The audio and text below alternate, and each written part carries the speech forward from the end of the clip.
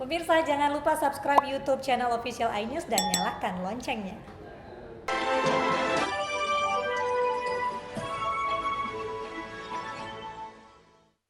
Setelah sempat tidak ada kabar sejak Sabtu kemarin, seorang pria ditemukan tewas di lantai atas sebuah gedung di Jakarta. Korban tewas diduga akibat sengatan listrik saat akan memperbaiki kebocoran di lantai atas gedung tempatnya bekerja.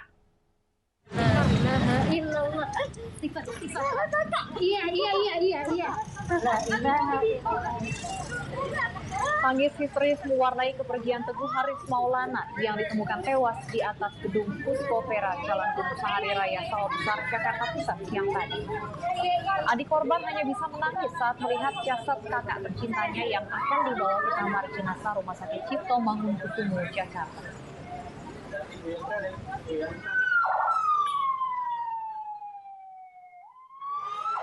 Sebelumnya evakuasi korban berjalan dramatis lantaran posisi yang sulit terjangkau. Unit dinas pemadam kebakaran yang dikerahkan untuk evakuasi korban harus melewati celah plafon dengan alat tandu. Sebelum ditemukan tewas, korban sempat tidak ada kabar sejak Sabtu kemarin.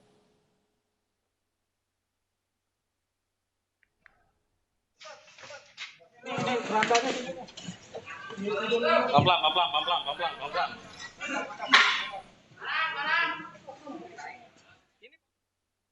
Polisi menggeledah mobil pelaku koboi yang viral saat mengacungkan senjata api di Durensawit, Jakarta Timur. Dari hasil penggeledahan ditemukan 2 pucuk senjata jenis airsoft gun.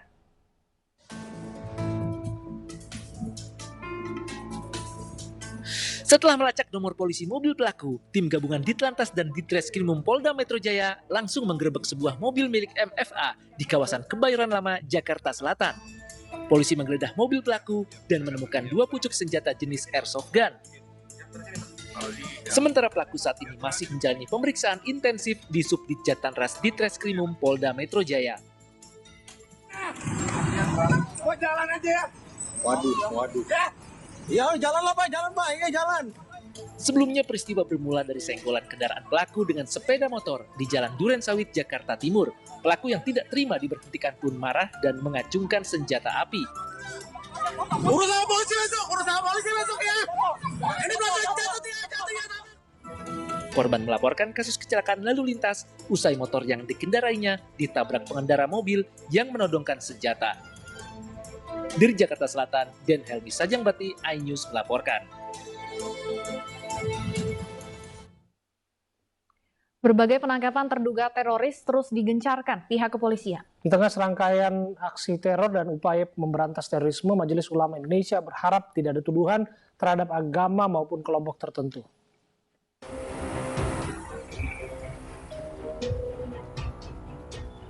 Satu persatu terduga teroris ditangkap polisi.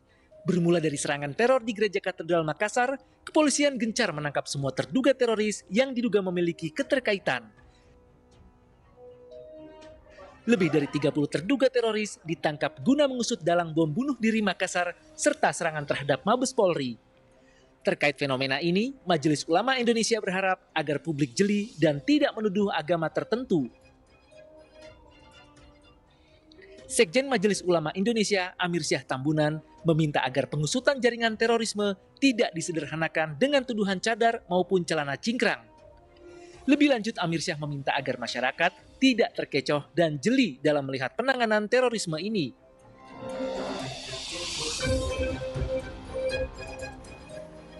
Kini tidak hanya terduga teroris yang diperiksa, semua pihak yang diduga berkaitan pun masuk dalam radar pemeriksaan. Bahkan sebuah pondok pesantren dan rumah terduga teroris di Purwokerto pun tidak luput dari pemeriksaan Densus 88 anti teror. Tim Liputan iNews melaporkan.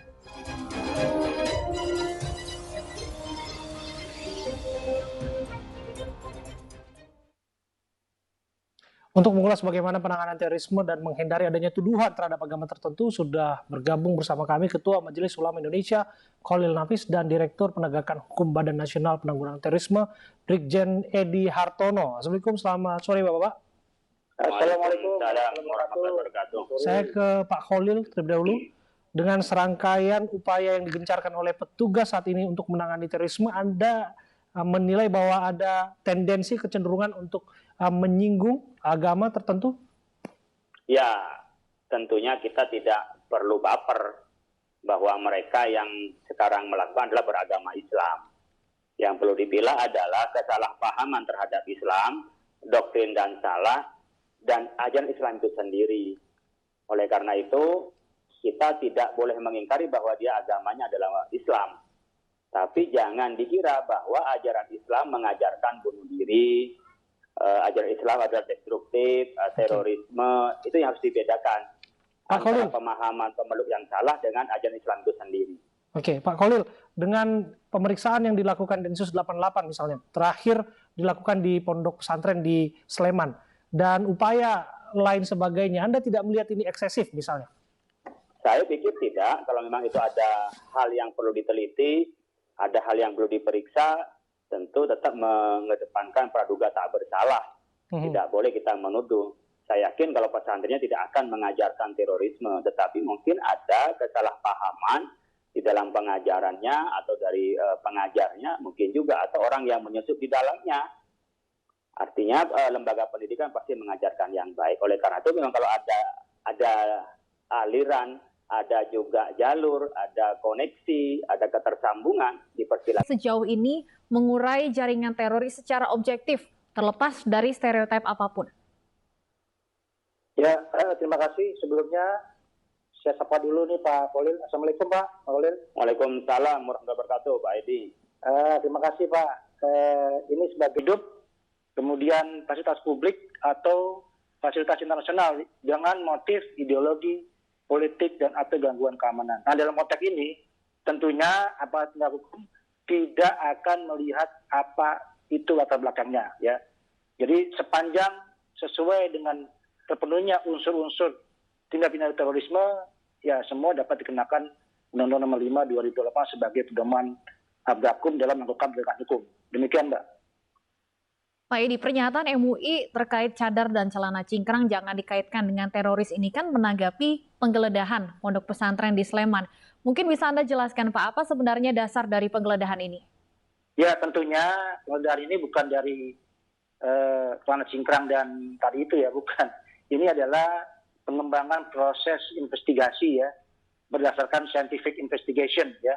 Jadi berangkat daripada bukti-bukti permulaan. Kalau dalam ilmu olah TKP itu adalah berangkat dari berpikiran secara induktif dan deduktif. Artinya mengolah informasi yang berangkat dari TKP, ya, kemudian juga ada informasi dari luar TKP. Nah, itu semua dipadukan yang akan menjadi pengembangan investigasi lebih lanjut. Demikian, Mbak. Oke, saya kembali ke MUI. Mengapa narasi ini perlu digaungkan kembali oleh MUI soal cadar dan celana cingkrang bukan teroris? Padahal kita tahu Presiden pun sudah mengatakan aksi teror tidak ada kaitannya dengan agama apapun.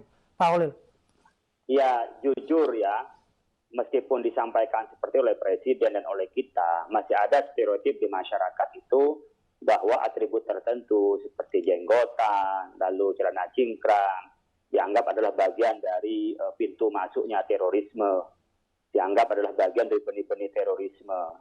Stereotip seperti itu saya pikir tidak baik untuk disampaikan untuk menjaga kerukunan internal atau ukhuwah Islamiyah kita. Oleh karena itu siapapun yang melakukan terorisme dengan cara membunuh dirinya atau membunuh orang lain tanpa salah, membuat ketakutan, disampaikan Pak. Apa menyudutkan stereotip tertentu? Ya, terima kasih Mbak. Dalam konteks pencegahan ini memang sesuai dengan amanat undang-undang, ya kembali lagi kepada Undang-Undang Nomor 5 2018, diamanatkan bahwa negara wajib ya melakukan pencegahan. Nah, pencegahan itu melalui tiga hal. Yang pertama yaitu kesiapsiagaan nasional, kemudian kontra radikalisasi dan deradikalisasi. Nah, dalam konteks kesiapsiagaan nasional ini bagaimana kita memberdayakan masyarakat ya untuk sama-sama ya melakukan pencegahan sejak dini ya. Makanya kemarin Bapak Presiden sudah mengeluarkan Perpres nomor 7 tahun 2021 ya tentang pencegahan ya rencana aksi pencegahan ekstremisme berbasis kekerasan mengarah kepada terorisme. Nah, ini adalah mencegah dari hulunya, Pak. Ketika proses hilirnya ini sudah dapat dilakukan dengan baik oleh aparat penegak hukum selama ini. Hulunya ini yang perlu memang ada kerjasama, ya, ada secara sistematis, terpadu dan berkesinambungan. Ya, semua elemen masyarakat, kementerian lembaga sama-sama kita melakukan pencegahan sejak dini nih, dari tingkat desa sampai ke provinsi maupun ke negara Indonesia secara NKRI. Demikian, Pak. Oke. Dalam konteks seperti ini, petugas ada dalam posisi sulit, Pak Edi. Kalau kita lihat kan dalam beberapa aksi teror disebutkan BIN, BNPT, Densus kerjasama tripartitnya nggak jalan gitu, alias kecolongan. Di sisi lain ketika upaya preemptif dilakukan dianggap eksesif dan kemudian ada yang baper seperti yang disebutkan Pak Holil tadi. Bagaimana Anda menanggapinya? Ya, sebenarnya proses intelijen ini, pencegahan ini tidak dibilang ini kecolongan. Sebenarnya kalau dari 3 tahun terakhir ini kita aparat penegak hukum ya dengan dibantu dengan intelijen ini sudah dapat mencegah ya, di mana beberapa tersangka dapat dilakukan penangkapan. Nah, kebanyakan perbuatan mereka adalah mereka melakukan, tapi isme bisa dilakukan oleh tokoh agama, tokoh masyarakat, tokoh bangsa untuk mengubah mindset mereka, keyakinan mereka. Dan yang keempat tentunya pencegahan ini tidak bisa diserahkan kepada hanya aparat atau kepada ulama, kepada tokoh masyarakat, tapi kita semua. Ketika ada gejala-gejala di keluarga kita, pemahaman agama yang berbeda dari anggota keluarga kita, hendaklah ia segera bisa berkoordinasi, bisa berkonsultasi dengan tokoh agama, tokoh masyarakat setempat, sehingga bisa dicegah sedini mungkin untuk melakukan hal-hal yang destruktif atau apalagi sampai melakukan ya terorisme dengan cara bunuh diri itu.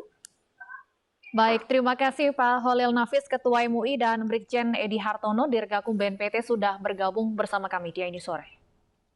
Banjir bandang melanda Flores Timur, Nusa Tenggara Timur, 44 tewas dan 7 lainnya hilang. Kami hadirkan informasi selengkapnya usai jeda berikut.